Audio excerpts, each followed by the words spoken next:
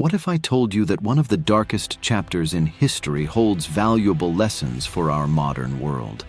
The Inquisition, a period of religious fervor and persecution, may seem distant, but its echoes still resonate today. Have you ever wondered how faith can become a tool of control? We will travel through the dark corridors of the Middle Ages, discovering the secrets of the Inquisition and learning about human nature, the dangers of unbridled authority, and the importance of critical thinking in the face of dogma. Are you ready to face the darkness of the past and emerge with wisdom for the future? Let's begin our exploration of the Inquisition, a story of faith, fear, and the relentless pursuit of heresy. Origins and context of the Inquisition. Picture yourself in medieval Europe, a world where the line between the earthly and the divine was as thin as parchment. The air was thick with the scent of incense and the whispers of prayer. In this era, faith wasn't just a personal matter. It was the very fabric that held society together. The Inquisition didn't spring forth fully formed. It was born from a cauldron of fear, uncertainty, and a desperate need for order in a chaotic world. As the 12th century drew to a close, the Catholic Church found itself facing a crisis. Heretical movements were sprouting like weeds in a neglected garden, challenging the Church's authority and threatening the unity of Christendom. Imagine you're a peasant in this time. Your life is hard, filled with back-breaking labor and the constant threat of famine or disease. The Church offers you comfort, a promise of salvation, and a sense of belonging.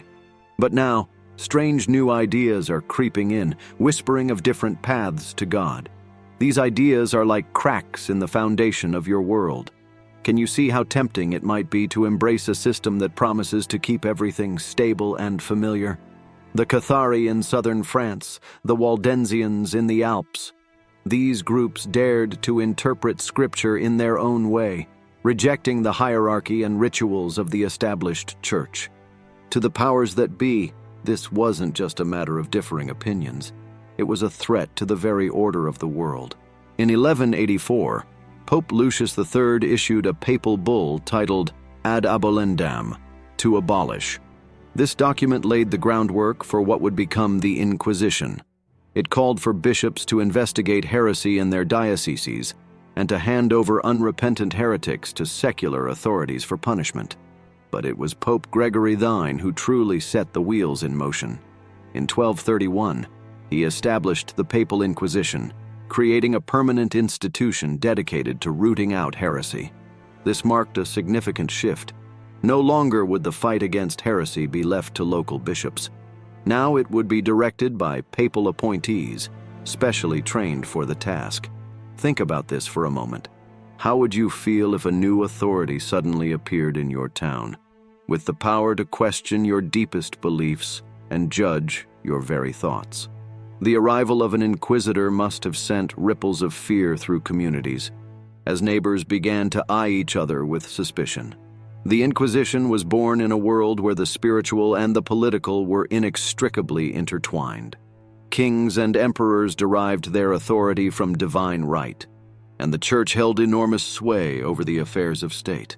To challenge religious orthodoxy was to challenge the entire social order. As we move forward in our journey through the Inquisition's history, keep this context in mind.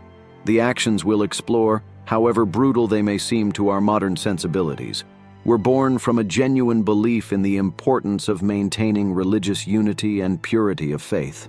In a world where salvation was the ultimate goal and eternal damnation the ultimate fear, the Inquisition emerged as a tool to safeguard souls. But as we'll see, the road to hell is often paved with good intentions. Structure and organization of the Inquisition. Imagine you're constructing a massive cathedral. Every stone must be carefully placed, every arch precisely calculated to bear the weight of the structure. The Inquisition was built with similar precision, a complex organization designed to seek out and eliminate heresy with ruthless efficiency. At the apex of this pyramid sat the Pope, the ultimate authority in matters of faith. Below him, a network of cardinals, bishops, and specially appointed inquisitors, formed the backbone of the Holy Office Tribunal. These weren't mere zealots wielding torches and pitchforks. No, inquisitors were often highly educated men, well-versed in theology, canon law, and the intricate art of interrogation. Picture a typical inquisitor. He might be a Dominican friar, known for their intellectual rigor and devotion to orthodoxy. Clad in simple robes, he carries with him the weight of papal authority and the responsibility to safeguard the faith. His weapons are not swords or spears, but quills, parchments, and an intimate knowledge of human nature. The Inquisition operated through a series of tribunals, each responsible for a specific geographic area. These tribunals were not permanent fixtures, but would arrive in a town or region like a traveling court. Imagine the tension in a village as word spread that the inquisitors were coming.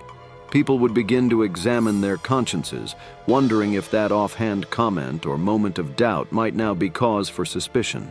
Upon arriving in a new area, the inquisitors would announce a time of grace. This was a period, usually lasting about a month, during which people could come forward voluntarily to confess their sins or report on the heretical activities of others. It was a clever tactic, playing on the fear and guilt of the populace to gather information. Think about the moral dilemmas this created. If you suspected your neighbor of heresy, would you report them to save yourself? Or would you keep quiet, risking your own safety for the sake of community harmony? The Inquisition didn't work alone. It relied heavily on a network of informants and collaborators. These could be anyone from clergy members to ordinary citizens incentivized by rewards or the promise of spiritual benefits. This created a culture of suspicion, where any odd behavior or unconventional idea could be reported and scrutinized. To support its operations, the Inquisition developed an extensive bureaucracy. Notaries recorded every detail of investigations and trials. Theologians were consulted on complex matters of doctrine. Even the role of jailer became specialized, with specific protocols for the treatment of prisoners. Financing this vast operation was no small feat. The Inquisition drew funds from various sources. The Church provided some support, but a significant portion came from the confiscation of property from convicted heretics. This led to accusations that financial motives sometimes influenced the Inquisition's actions. One of the most intriguing aspects of the Inquisition's structure was its emphasis on record-keeping. Inquisitors were required to maintain detailed accounts of their investigations, testimonies, and judgments. These records, many of which survive to this day, provide historians with invaluable insights into the workings of the Inquisition and the societies it operated in. As the Inquisition evolved, it developed specialized branches. The Spanish Inquisition, established in 1478, operated independently of papal control, answering instead to the Spanish monarchy. It became notorious for its focus on conversos, Jews who had converted to Christianity but were suspected of secretly practicing their old faith. The Portuguese Inquisition, founded in 1536, followed a similar model. Meanwhile, the Roman Inquisition, reorganized in 1542 as a response to the Protestant Reformation, took on a more centralized character, focusing on rooting out Protestant influence in Italy. Each of these branches developed its own particular methods and focuses, adapting to local conditions and political realities. Yet they all shared a common goal: to identify, punish, and ultimately prevent the spread of ideas deemed heretical by the Church. As we consider this complex structure, we must ask ourselves, how does an institution built on the premise of defending faith reconcile its lofty goals with the often brutal means used to achieve them? The answer lies in the complex procedures and mindset of the inquisitors themselves, which we'll explore in our next section. Inquisitorial procedures and methods. Step into the shoes of an inquisitor for a moment. Your task is monumental: to root out heresy and preserve the purity of faith. But how do you peer into the depths of a person's soul? How do you discern true belief from clever deception? The procedures and methods developed by the Inquisition were designed to answer these questions, often with chilling efficiency. The process typically began with the accusation. Sometimes this came from voluntary confessions during the time of grace, other times from informants or even anonymous denunciations. Imagine the weight of knowing that a whispered word from a neighbor or a misunderstood gesture could lead to your arrest. Once accused, a person would be summoned before the tribunal. The initial questioning was often designed to be disorienting. Inquisitors might ask seemingly unrelated questions, probing for inconsistencies or signs of heretical beliefs. They were masters of psychology, adept at reading body language and tone of voice for hints of deception. One of the most powerful tools in the Inquisitor's arsenal was secrecy. The accused was often not told who had denounced them or what specific charges they faced. This uncertainty could be psychologically devastating, leading many to confess to crimes they hadn't committed in hopes of leniency. Consider how you might react in such a situation. Would you maintain your innocence in the face of unknown charges? Or would the pressure lead you to grasp at any possibility of salvation, even if it meant falsely incriminating yourself or others? If the initial questioning didn't yield results, the Inquisition had other methods at its disposal. One was the use of torture. It's important to note that torture was not unique to the Inquisition. It was a common feature of medieval judicial systems. However, the Inquisition codified its use in ways that would influence legal procedures for centuries. Torture was seen as a means to extract the truth, a way to break through the barriers of deception and reveal the state of a person's soul. Common methods included strappado, suspension by the arms, waterboarding, and the rack. Inquisitors were required to be present during torture sessions, but the actual acts were usually carried out by lay officials. Imagine the mental fortitude required to withstand such ordeals. Many broke under the pain, confessing to whatever was asked of them. Others held firm, earning either respect for their steadfastness or deeper suspicion for their perceived obstinacy. It's crucial to understand that in the mindset of the time, these harsh methods were seen as necessary tools for saving souls. Inquisitors believed that by extracting confessions and imposing penances, they were offering heretics a chance at redemption. Physical suffering in this life was viewed as preferable to eternal damnation in the next. The Inquisition also developed sophisticated methods of record-keeping and cross-referencing. Testimony from multiple witnesses would be compared, looking for inconsistencies. Inquisitors would consult manuals that detailed signs of various heresies, allowing them to identify subtle indications of unorthodox beliefs. One particularly insidious aspect of inquisitorial procedure was the use of dilemma questions. These were carefully crafted queries designed to trap the accused. For example, a person suspected of being a secret Jew might be asked whether they preferred to be buried in a Jewish or Christian cemetery. Either answer could be seen as incriminating. The outcomes of inquisitorial procedures varied widely. Many cases ended in acquittal or relatively minor penances, such as fines or pilgrimage.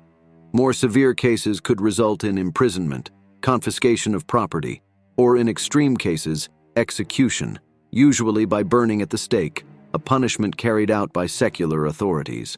It's important to note that the Inquisition, contrary to popular belief, often preferred reconciliation to punishment. Many procedures were designed to encourage confession and repentance.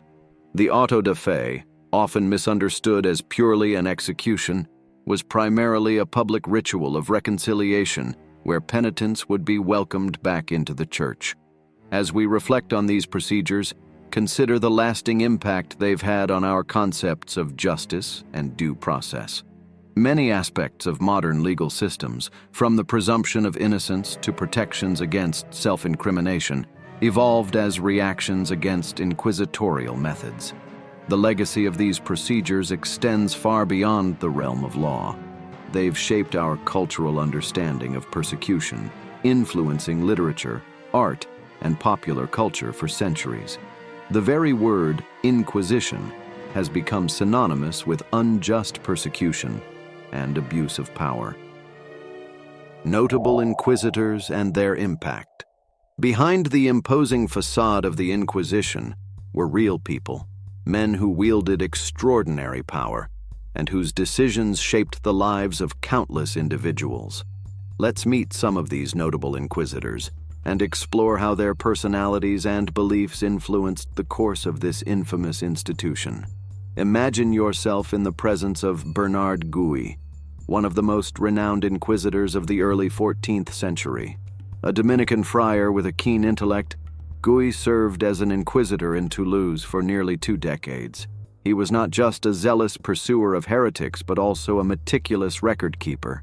His handbook, Practica Inquisitionis Hereticae Pravitatis, Practice of Inquisition for Heretical Depravity, became a standard text for inquisitors throughout Europe.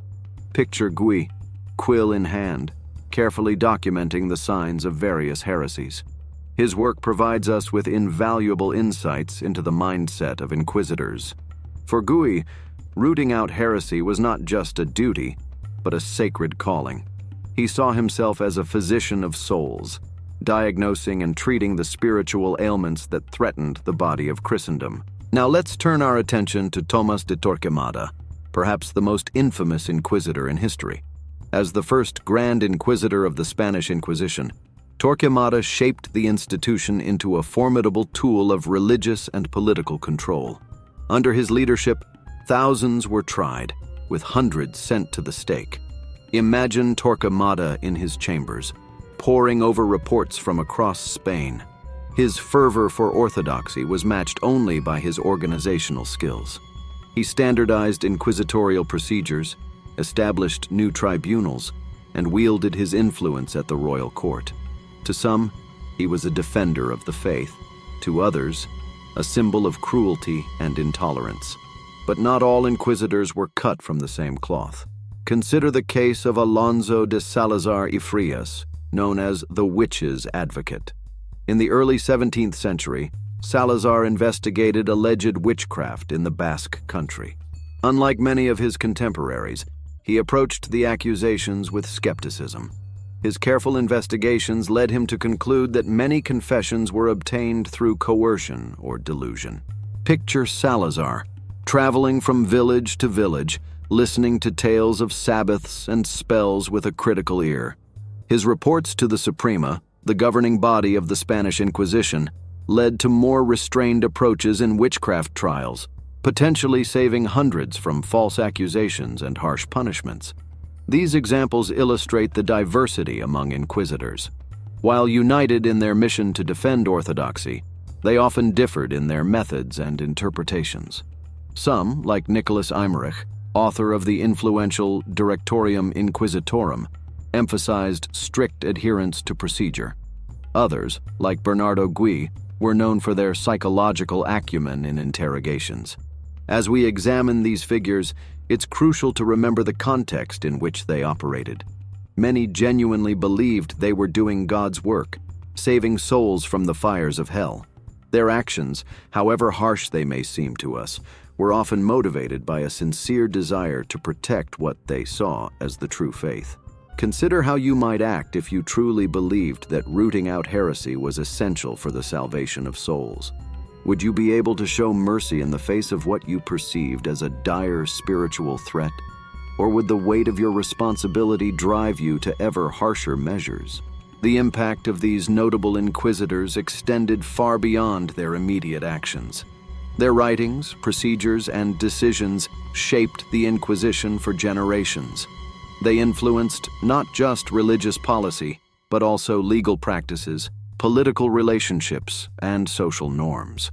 For instance, Torquemada's influence on the Spanish Inquisition had far-reaching consequences for Spain's Jewish and Muslim populations, ultimately leading to the expulsion of Jews from Spain in 1492.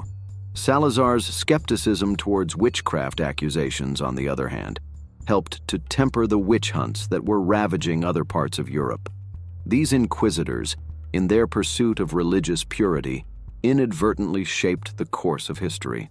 Their legacies serve as a stark reminder of the power that individuals can wield when backed by institutional authority and driven by unshakable conviction. As we reflect on these figures, we're compelled to ask, how do we balance the pursuit of what we believe is right with the need for compassion and understanding? The stories of these inquisitors offer no easy answers, but they provide valuable lessons on the dangers of absolutism and the importance of critical thinking in the face of authority. Famous cases and trials. The Inquisition's impact on history is perhaps best illustrated through its most famous cases and trials. These events not only shaped public perception of the Inquisition, but also often had far-reaching consequences for society, science, and culture. Let's begin with one of the most infamous trials in history, that of Galileo Galilei. Imagine yourself in 17th century Italy, where the brilliant astronomer and physicist finds himself at odds with the Church over his support for the heliocentric model of the solar system. In 1633, Galileo stood before the Roman Inquisition, accused of heresy for his writings supporting Copernican theory. Picture the tension in the room as this titan of science faced the full weight of ecclesiastical authority. The trial resulted in Galileo being forced to recant his views and spend the rest of his life under house arrest. Legend has it that as he left the trial, Galileo muttered, "And yet it moves," referring to the Earth's rotation around the sun. This case illustrates the Inquisition's impact on scientific progress and free thought. How might the course of scientific discovery have been altered if thinkers like Galileo had been free to pursue their ideas without fear of religious persecution? Another famous case is that of Giordano Bruno, a Dominican friar and philosopher. Bruno's crime? Holding cosmological views that conflicted with church doctrine, including the belief in an infinite universe with multiple worlds. In 1600, after years of imprisonment and interrogation, Bruno was burned at the stake in Rome's Campo de' Fiori. Imagine Bruno's final moments, steadfast in his beliefs, even as the flames engulfed him. His execution sent shockwaves through the intellectual community of Europe, serving as a stark warning about the dangers of challenging orthodox thought. Not all famous cases involved intellectuals or scientists. The trial of Joan of Arc in 1431 is a prime example of how the Inquisition could be used as a political tool. Though not conducted by the Papal Inquisition, her trial followed inquisitorial procedures and showcases how charges of heresy could be wielded against political enemies. Picture the young Joan, a peasant girl who led French armies to victory, now standing alone before her accusers. Despite her unwavering faith, she was convicted of heresy and burned at the stake. Her later canonization as a saint highlights the complex and often contradictory nature of religious authority during this period.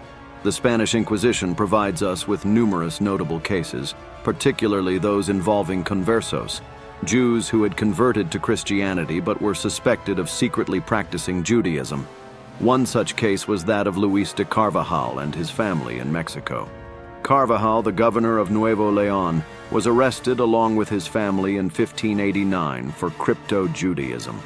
Imagine the fear and anguish of a family torn apart by suspicion, forced to testify against one another. The Carvajal case highlights the Inquisition's reach into the New World and its role in shaping colonial societies. Another significant trial was that of Baruch Spinoza, the Dutch philosopher. While not directly tried by the Inquisition, Spinoza was excommunicated from the Jewish community in 1656 for his radical ideas, which were seen as heretical by both Jewish and Christian authorities. This case illustrates how the climate of religious orthodoxy fostered by the Inquisition affected thinking even outside its direct jurisdiction.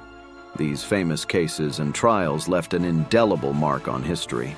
They shaped public perception of the Inquisition, influenced the development of legal systems, and had lasting impacts on fields ranging from science to philosophy. As we reflect on these cases, consider the courage it took for individuals to stand by their beliefs in the face of overwhelming pressure and dire consequences. How might you have acted in their shoes? What does it say about human nature that some chose to recant while others remained steadfast, even unto death? These trials also raise important questions about the relationship between faith and reason, the limits of authority, and the importance of intellectual freedom. The echoes of these cases can still be heard today in debates over freedom of speech, separation of church and state, and the role of science in society. The Inquisition's influence on society and culture. The reach of the Inquisition extended far beyond the courtroom and the torture chamber. Its influence permeated every aspect of society, reshaping culture, art, literature, and even the way people thought about themselves and their world. Imagine walking through a medieval European town.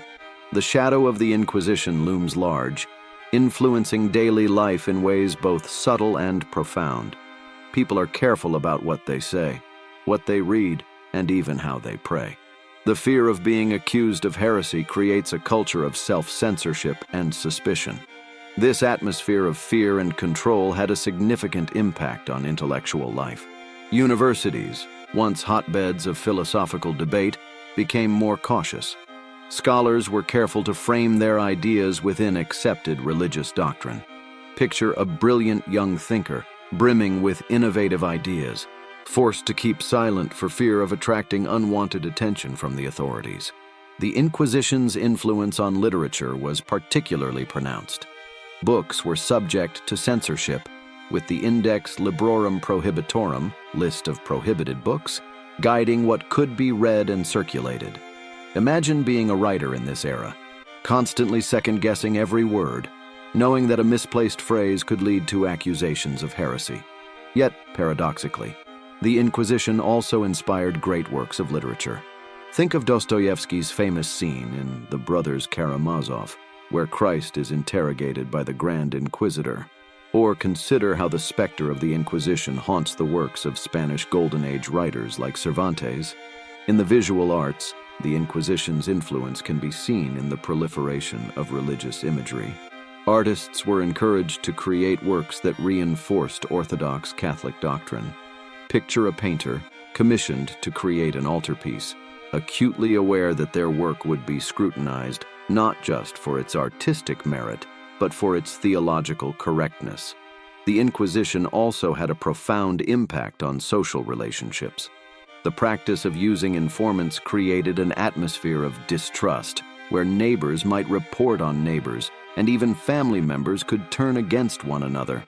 Imagine the strain this put on communities, the whispered conversations, the sidelong glances, the constant fear of accusation. Perhaps one of the most significant cultural impacts of the Inquisition was on the concept of identity.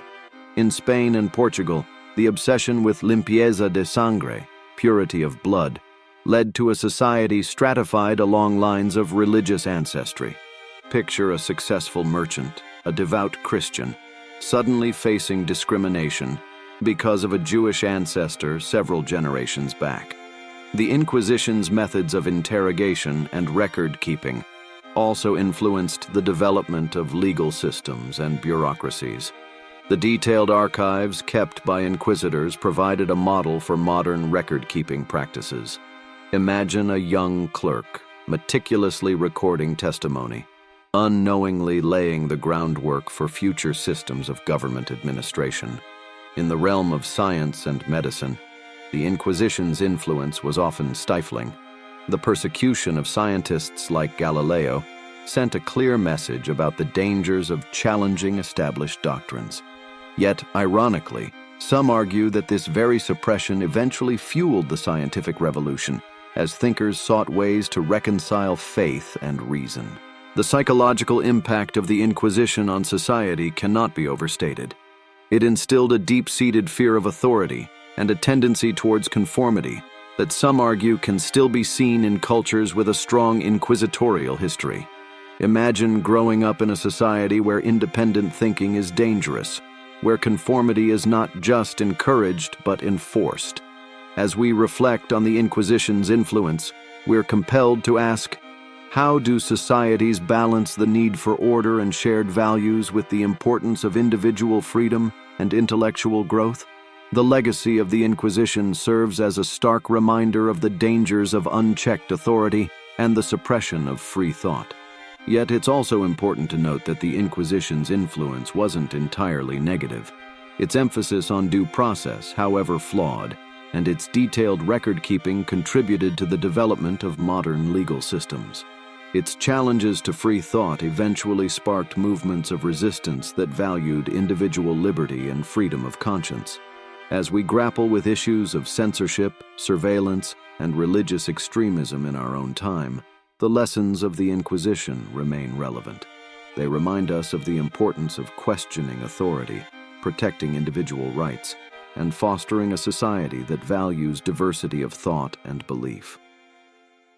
Regional variations of the Inquisition. While we often speak of the Inquisition as a monolithic entity, in reality, it varied significantly across different regions and time periods. Let's explore some of these variations and how they reflected and shaped the societies in which they operated. The Spanish Inquisition, perhaps the most infamous, was unique in its structure and focus. Established in 1478 by King Ferdinand and Queen Isabella, it operated independently of papal control. Imagine yourself in 15th century Spain, where the Reconquista has just ended, and the newfound unity of the country is seen as inextricably linked with religious uniformity. The Spanish Inquisition initially focused on conversos, Jews who had converted to Christianity but were suspected of secretly practicing Judaism. Picture a family of conversos, outwardly Christian but privately maintaining their Jewish traditions, living in constant fear of discovery. This focus later expanded to include Moriscos, converted Muslims, and Protestants. The methods of the Spanish Inquisition were particularly severe, with extensive use of torture and public executions, known as auto da fe. Imagine the terror of witnessing these public spectacles, designed not just to punish heretics, but to instill fear and obedience in the population. In contrast, the Roman Inquisition, established in 1542, was more centralized and, in many ways, more moderate. Its primary focus was combating Protestant influence in Italy. Picture a small town in northern Italy, where whispers of Lutheran ideas have begun to circulate. The arrival of an inquisitor brings not just fear, but also curiosity about these new ideas. The Roman Inquisition is notable for its role in the trial of Galileo, showcasing its involvement in suppressing scientific ideas that conflicted with church doctrine. However, it generally employed less severe methods than its Spanish counterpart and was more focused on reconciliation than punishment. The Portuguese Inquisition, established in 1536, shared many similarities with the Spanish model, but had its own unique characteristics. It played a significant role in Portugal's colonial empire, extending its reach to places like Goa in India and Brazil in South America. Imagine being a Hindu in Goa, suddenly subject to the scrutiny of this foreign institution. In the New World, the Inquisition took on yet another character. The Mexican Inquisition, for example, was particularly concerned with enforcing Catholic orthodoxy among the indigenous population and rooting out Judaizers among the colonial elite. Picture a native Aztec shaman trying to reconcile his ancestral beliefs with the new religion imposed by the conquistadors, all under the watchful eye of the inquisitors. The Venetian Inquisition presents an interesting case study in how local political conditions could shape inquisitorial activity. In the fiercely independent Republic of Venice, the Inquisition operated under strict control of the secular authorities. Imagine a Venetian inquisitor constantly navigating the delicate balance between religious and state power. In Northern Europe, inquisitorial activity took different forms. The Papal Inquisition never gained a strong foothold in England or Germany, but these regions saw their own forms of heresy hunting, particularly during the witch trials of the 16th and 17th centuries. Picture a small German village, gripped by hysteria as accusations of witchcraft spread like wildfire. These regional variations highlight how the Inquisition, far from being a uniform institution, adapted to local conditions and concerns. They also demonstrate how religious persecution could be shaped by political, social, and economic factors unique to each area. As we consider these variations, we're prompted to ask, how do institutions of power adapt to different cultural contexts? How do local conditions shape the implementation of broader ideological goals? The legacy of these regional inquisitions continues to influence the cultures and societies where they operated. In Spain, the memory of the Inquisition has shaped debates about national identity and religious tolerance. In Latin America, it has influenced discussions about colonialism and indigenous rights. By understanding these regional variations, we gain a more nuanced view of the Inquisition and its impact. We see not just an instrument of religious conformity, but a complex institution that reflected and shaped the societies in which it operated. The decline and legacy of the Inquisition. As we approach the end of our journey through the dark corridors of the Inquisition, let's examine its gradual decline and the lasting impact it has left on our world. The decline of the Inquisition was a slow process, mirroring the broader changes in European society during the Enlightenment. Imagine yourself in 18th century Europe, where new ideas about individual rights, religious tolerance, and the separation of church and state are beginning to take hold. In Spain, the Inquisition's power began to wane in the late 18th century. Picture a once feared inquisitor, now viewed with skepticism by a population increasingly influenced by Enlightenment ideals. The Spanish Inquisition was finally abolished in 1834, marking the end of an era that had lasted over 350 years. The Roman Inquisition, meanwhile, evolved into the supreme sacred congregation of the Holy Office, which still exists today as the Congregation for the Doctrine of the Faith. Imagine the transformation. From an institution once known for its brutal suppression of heresy to one focused on theological guidance and doctrinal interpretation. But the legacy of the Inquisition extends far beyond its formal abolition. Its impact on law, government, and society has been profound and lasting.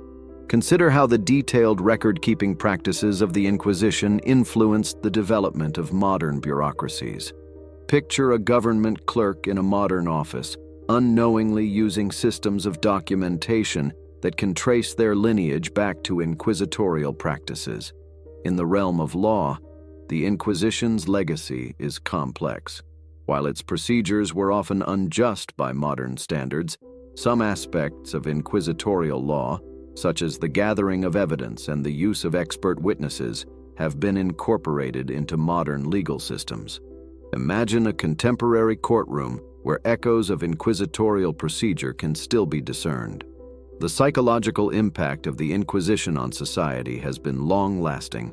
In countries with a strong inquisitorial history, some argue that there remains a cultural tendency towards conformity and a wariness of authority. Picture a modern-day citizen in Spain or Portugal, their attitudes subtly shaped by centuries of inquisitorial influence.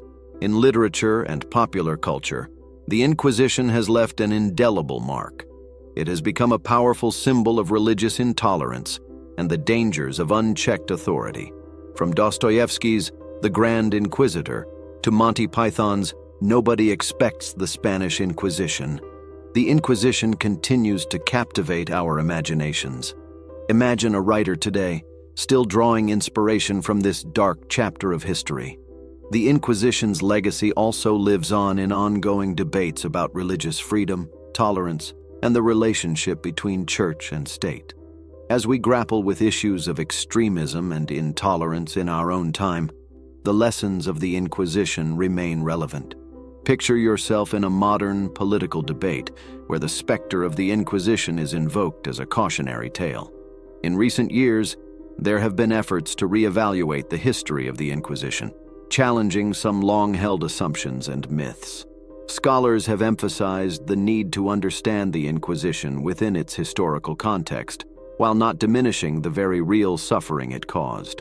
Imagine a historian poring over inquisitorial records, piecing together a more nuanced understanding of this complex institution. As we conclude our exploration of the Inquisition, we're left with profound questions about human nature, the use and abuse of power, and the delicate balance between order and freedom in society.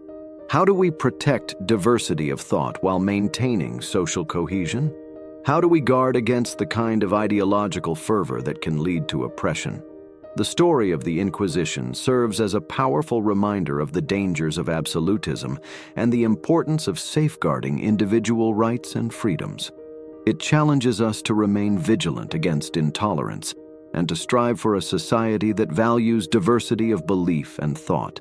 As we look to the future, the legacy of the Inquisition urges us to build a world where faith and reason can coexist, where differences are respected rather than persecuted, and where the pursuit of truth is not stifled by dogma or fear. As we draw the curtains on our journey through the shadowy realm of the Inquisition, we find ourselves standing at the intersection of past and present, grappling with the echoes of history that still resonate in our world today. We've traversed the winding paths of the Inquisition's origins, peered into the intricate machinery of its operations, and witnessed the far-reaching consequences of its actions. From the bustling streets of medieval Spain to the quiet chambers of the Vatican, we've seen how an institution born of religious fervor shaped the course of history, leaving an indelible mark on law, culture, and the human psyche. But what lessons can we draw from this dark chapter of human history? How can the story of the Inquisition inform our approach to the challenges we face in our own time? First and foremost, the Inquisition stands as a stark reminder of the dangers of unchecked power and ideological extremism. It shows us how easily the pursuit of a perceived greater good can lead to the suppression of individual rights and freedoms. In our own era of political polarization and resurgent authoritarianism, this lesson is more relevant than ever. The Inquisition also prompts us to reflect on the delicate balance between faith and reason, between tradition and progress. It challenges us to consider how we can foster a society that respects deeply held beliefs while also protecting the right to question, to doubt, and to explore new ideas. Moreover, the legacy of the Inquisition underscores the importance of institutional checks and balances. It reminds us of the need for transparency in governance and the danger of allowing any single entity, whether religious or secular, to wield unchecked authority over matters of conscience and belief. As we face our own societal challenges, from the spread of misinformation to the rise of extremist ideologies, the history of the Inquisition offers valuable insights.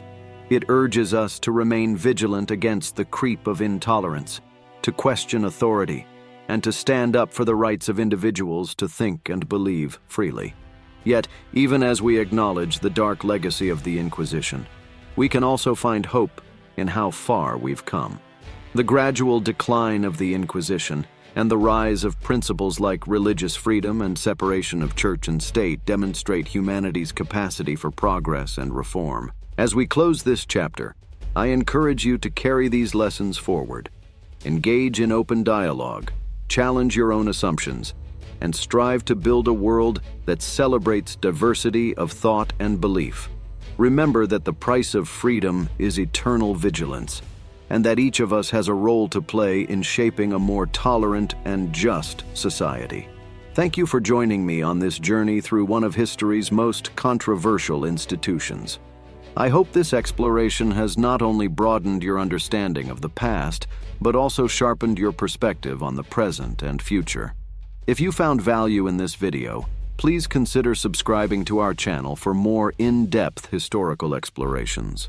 Your comments and feedback are always welcome, as they help us create content that resonates with your interests and curiosities.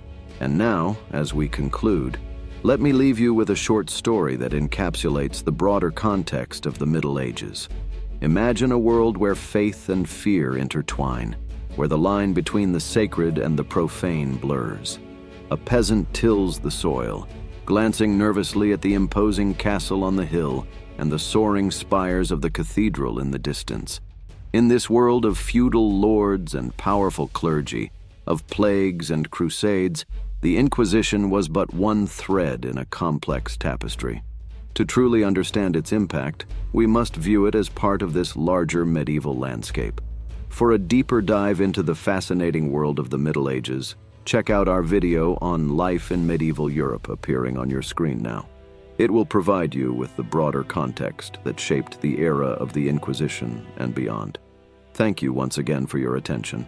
Until next time, keep questioning, keep learning, and keep striving for a world of greater understanding and compassion.